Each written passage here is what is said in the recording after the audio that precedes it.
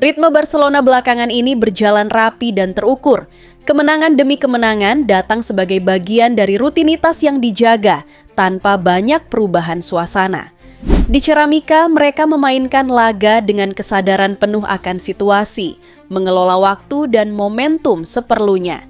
Keunggulan 4 poin di puncak klasemen dari rival abadi pun tercatat apa adanya, sebagai posisi yang masih harus dirawat dari pekan ke pekan. 7 kemenangan beruntun itu tidak lahir begitu saja, meski sering terlihat sederhana di permukaan. Ada proses yang berjalan pelan di tengah jadwal yang padat, ada konsistensi yang diuji tanpa perlu banyak penyesuaian mencolok.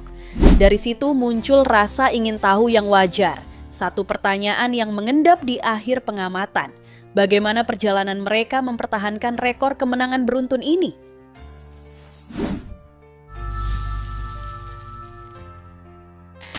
Barcelona memulai laga di Ceramica dengan sikap yang rapi dan percaya diri. Sebagai tim tamu, mereka tidak tergesa-gesa mengambil alih permainan, tetapi perlahan membangun kendali sejak menit awal. Keunggulan datang lebih cepat dari yang dibutuhkan, berawal dari penetrasi Rafinha yang memaksa pelanggaran di kotak penalti. Eksekusi penalti itu sendiri berlangsung sederhana, ancang-ancang singkat, keputusan tenang, cukup untuk membawa Barcelona unggul tanpa perlu mengubah ritme permainan. Gol tersebut memberi Barcelona ruang untuk bermain lebih terukur. Villarreal mencoba merespons, namun pertandingan bergerak ke arah yang berbeda menjelang turun minum.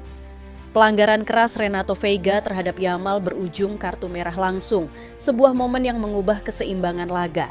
Yamal sempat terbaring cukup lama sebelum akhirnya kembali berdiri, sementara Barcelona menutup babak pertama dengan keunggulan angka dan situasi. Dengan kelebihan jumlah pemain, Barcelona tidak serta-merta menaikkan tempo. Mereka memilih mengelola permainan dengan sabar, memindahkan bola, dan menunggu celah yang muncul dengan sendirinya. Gol kedua hadir di menit ke-63 melalui situasi yang nyaris tanpa kepanikan. Frenkie de Jong membaca ruang di tengah kemelut, lalu Yamal menyelesaikannya dari jarak dekat, menambah jarak tanpa mengubah karakter permainan yang sudah terbentuk. Kemenangan ini memperpanjang rangkaian positif Barcelona menjadi 7 laga beruntun di semua kompetisi. Namun, hasil di papan skor tidak sepenuhnya menutup kabar yang datang dari luar lapangan. Cedera ACL yang dialami Andreas Christensen dalam sesi latihan sehari sebelumnya menjadi pengingat bahwa konsistensi seringkali berjalan berdampingan dengan risiko yang tak terlihat saat pertandingan berlangsung. Perhatian juga sempat tertuju pada Jules Koundé yang ditarik keluar di menit ke-79 dengan raut menahan rasa tidak nyaman. Langkahnya terlihat pincang saat meninggalkan lapangan, memunculkan kekhawatiran tersendiri. Meski begitu, Hansi Flick kemudian memastikan bahwa kondisinya tidak mengarah pada cedera serius, memberi sedikit ketenangan di tengah periode yang menuntut Barcelona tetap menjaga keseimbangan, bukan hanya dalam permainan, tetapi juga dalam keadaan tim secara keseluruhan. Dalam konferensi pers seusai pertandingan, Hansi Flick menanggapi catatan 8 kemenangan beruntun timnya dengan nada yang tenang. Ia tidak memaknainya sekadar sebagai deretan angka, melainkan sebagai hasil dari pertandingan-pertandingan yang dijalani dengan fokus dan kesabaran.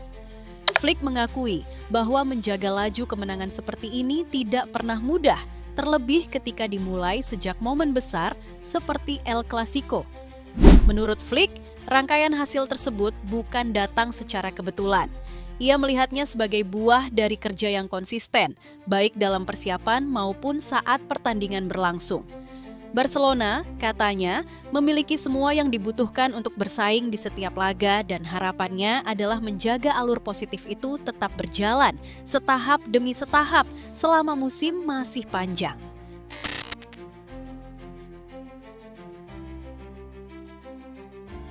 Di tengah musim yang padat dan beberapa nama penting absen, Hansi Flick tampak menjaga ritme Barcelona dengan sentuhan yang tenang namun terukur. Ia tidak bereaksi secara spontan terhadap setiap cedera yang muncul, tetapi terlihat memilih langkah-langkah yang mempertahankan ritme tim dari pekan ke pekan. Ketika beberapa pemain mengalami masalah fisik, Flick memberi ruang bagi skuad yang tersedia untuk menempati peran mereka, tanpa mengubah identitas permainan secara drastis. Langkah semacam ini tampak sebagai upaya menjaga konsistensi lebih dari sekadar menyiasati kekurangan. Cedera yang menimpa gelandang seperti Pedri menjadi tantangan tersendiri bagi manajer asal Jerman itu. Alih-alih memaksakan pemain utama kembali terlalu cepat, Flick menarik garis tegas dalam pengambilan keputusan, memilih untuk menunda keterlibatan mereka agar risiko lebih besar bisa dihindari. Perlakuan semacam ini menunjukkan adanya pertimbangan jangka panjang. Menjaga kualitas pemain secara individu dimaknai sama pentingnya dengan menjaga kualitas kolektif tim, terutama di tengah tekanan jadwal yang ketat. Rotasi menjadi alat yang dipilih ketika cedera menguras pilihan di lini belakang maupun tengah. Dengan sejumlah pemain mengalami absen atau keterbatasan menit bermain, Flick kerap mencoba kombinasi berbeda di lini pertahanan, memberi kesempatan bagi pemain muda atau mereka yang biasanya berada di bangku cadangan. Perubahan-perubahan ini tidak selalu mencolok, tetapi memberi ruang bagi setiap individu untuk memahami peran dan ritme permainan dengan lebih dalam. Selain itu, manajer Barcelona ini tidak ragu memberi jeda dan waktu istirahat tambahan kepada pemain yang paling sering tampil. Ketika intensitas dan beban menit menumpuk, Flick memilih untuk mengurangi risiko cedera lanjutan dengan memberi pemain pilihan jeda tambahan di sesi latihan. Langkah semacam ini mencerminkan pendekatan yang lebih manusiawi dan terukur terhadap pengelolaan tenaga pemain yang dipandang penting demi kelangsungan kompetisi sepanjang musim. Di balik semua itu, keseimbangan yang dijaga Flick bukan hanya soal menjaga 6 garis di lapangan, tetapi juga menjaga ritme mental dan fisik skuad di tengah ketidakpastian. Ia tetap memperlakukan setiap pertandingan sebagai satu alur yang harus dijalani dengan ketenangan keputusan. Memberi waktu main sesuai kebutuhan, memberi kepercayaan pada figur yang tersedia, dan menempatkan keselamatan pemain sebagai bagian dari strategi yang lebih luas. Di tengah banyaknya tantangan, cara ini tampak menjadi kerangka yang membantu Barcelona mempertahankan kemenangan sekaligus menjaga kesehatan tim secara keseluruhan.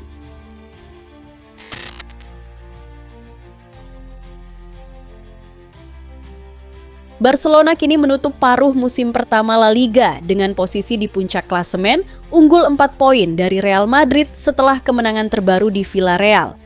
Data klasemen memperlihatkan Blaugrana berada di atas dengan 46 poin, sementara Real Madrid berada di belakang dengan 42 poin meski keduanya sudah memainkan jumlah pertandingan yang sama. Di bawah mereka, Atletico Madrid dan Villarreal bersaing dalam jarak poin yang lebih rapat, menambah kompleksitas persaingan di papan atas. Menjaga puncak klasemen tidak hanya soal angka, tetapi juga tentang cara setiap pekan dijalani dengan tenang dan terukur. Tekanan dari rival seperti Real Madrid tetap nyata. Setiap kemenangan tim rival sedikit banyak bisa memperkecil jarak poin dan menambah desakan. Real Madrid sendiri di pertandingan terakhir mereka berhasil meraih kemenangan, yang berarti tekanan di klasemen tidak hilang sepenuhnya meski Barcelona unggul. Konteks persaingan itu terasa ketika setiap hasil pertandingan lain memengaruhi narasi di puncak. Ketika tim-tim di bawah seperti Atletico atau Villarreal menunjukkan performa yang stabil, bukan hanya poin yang diperhitungkan, tetapi juga ritme mereka dalam mengejar Barcelona. Situasi seperti ini menghadirkan dinamika yang berbeda setiap pekan, di mana setiap hasil memiliki dampak tersendiri terhadap tekanan yang dirasakan tim di puncak.